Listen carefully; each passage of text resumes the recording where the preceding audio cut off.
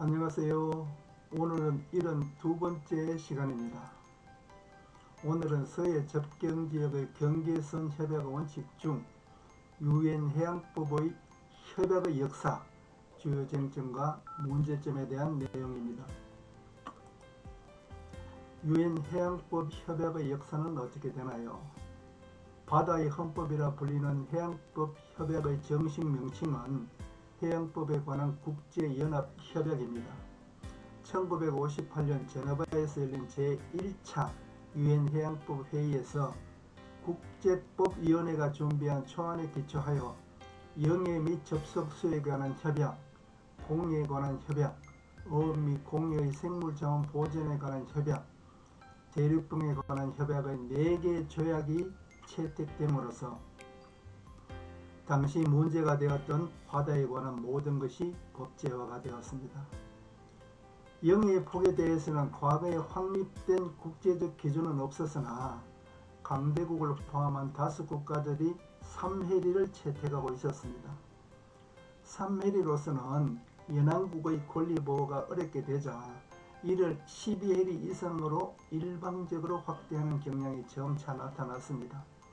따라서 국제 변화에 따라 12해리 영해를 채택한 국가들도 어업 수역만은 200해리 해역을 주장하고 있음에 유의할 필요가 있습니다. 결론적으로 연안국 간의 중점적인 이해관계가 되는 영해, 대륙붕, 어업수역에 대한 조정을 협의할 필요가 있습니다. 1982년 제3차 유엔 해양법 회의가 자마이카 몬테고베이에서 유엔 해양법 협약을 채택하였는데 이 협약에서 해양 경계선 획정 등 각종 해양 관련 분쟁 조정의 근간이 되는 국제법으로 정형화했습니다. 따라서 우리나라도 1996년 가입하여 85번째 비전국가가 되었습니다. 유엔 해양법 협약의 주요 쟁점 및 문제점은 무엇인가요? 유엔 해양법 협약은 영해의 폭을 설정하고 배타적 경제수역과 대륙붕에 대한 연안국의 자원 관할권을 인정함으로써 연안국의 권리를 크게 확대할 뿐만 아니라 국제협약이나 군도수역에 항해하는 선박의 통항권을 보장해 줌으로써 연안국가와 해양국가의 이익이 균형을 이루도록 조정하고 있습니다. 오늘은 유엔 해양법 협약의 핵심인 영해의 폭 조정, 배타적 경제수역 제도의 설정, 영해 제도의 다운화, 심해제 제도에 관한 설정을 설명하고자 합니다. 영해의 폭 결정은 모든 국가는 기선에서 12해리를 초과하지 않은 범위 내에서 자유로 영해의 폭을 결정할 수 있게 되었는데 이것은 국제법의 역사상 획기적인 성과라고 할 수 있습니다. 전통적 해양법은 영해 제도와 공해 제도의 이원적 구조에 입각한 것임에도 불구하고 이양자 간의 한계에 대한 확정된 규칙이 없어 해양법 질서를 불안하게 하는 최대 원인이 되었습니다.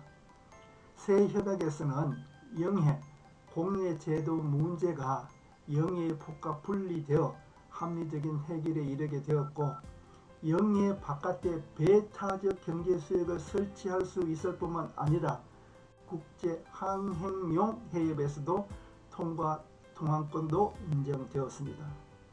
배타적 경제수역 제도의 설정은 새 협약에서는 해양 자원에 대한 연안국의 요구를 만족시키기 위해 영해 바깥의 기선에서 200해리에 이르는 배타적 경제수역을 설치할 수 있도록 하였습니다. 따라서 새 협약은 전통적 해양법에서의 공해도 아니고 영해도 아닌 전혀 새로운 법적 지위를 갖는 제3의 수역을 영해와 공해의 중간으로 인정하게 되었습니다.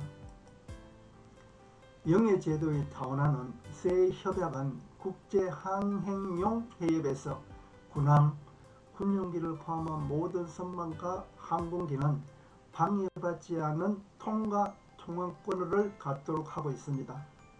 따라서 이 수역에서는 외국 선박이 영리에서와 같이 무해 통항권을 가지며 수역 내의 국제교통에 통상적으로 사용되는 항로대에서는 모든 선박과 항공기가 국제항행용 해협에서의 통과 통항권도 같은 군도 항로대 통항권을 갖도록 하였습니다. 심해저 제도에 관한 설정입니다. 새 협약은 대륙붕 바깥쪽의 해제에 새로운 심해저 제도를 설정하였기 때문에 연안국이 자원개발에 있어 주권적 권리를 느끼는 대륙붕의 한계를 명확히 하여야 할 필요가 생겼습니다. 대륙붕 바깥쪽의 해제에 적용되는 심해저 제도는 국제해저기구의 관리하에 자원개발을 행동하고 그 개발 이익을 국제사회에 공평하게 분배한다는 국제제도를 도입하고 있습니다. 따라서 1994년에는 심해해저에 대한 사항이 개정되어 그동안 심해해저 광물 자원 조항에 만족하지 못하고 있던 미국과 영국이 가입함으로써 지구상의 대다수 국가가 유엔 해양법 협약을 수용하게 되었습니다. 그런데 유엔 해양법 협약은 몇몇 문제점이 있습니다. 첫 번째, 해양 사용에 관한 영토 논쟁에 대해 어떤 규정도 규정하고 있지 않습니다. 두 번째, 역사 수역에 대한 정의나 구체적 조항을 마련하고 있지 않습니다.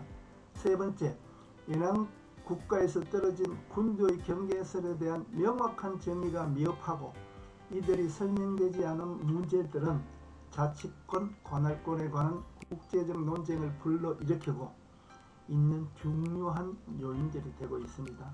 그러나 이러한 논쟁은 국제사법재판소, 중재원 등의 협조를 통해 분쟁 연안국가 간의 합의를 도출하여 해결하고 있는 실정입니다.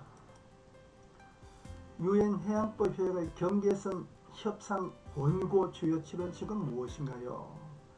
유엔 해양법 협약은 어업 협력을 위해 어로자원의 경영, 보존, 탐사, 조사, 해양환경 보호, 보존 등을 조화롭게 추진하기 위한 지역 조직을 권고하여 분쟁 지역에서 공동개발, 보존을 초국가적인 지역 조직체를 통하여 실시할 수 있도록 하고 있습니다.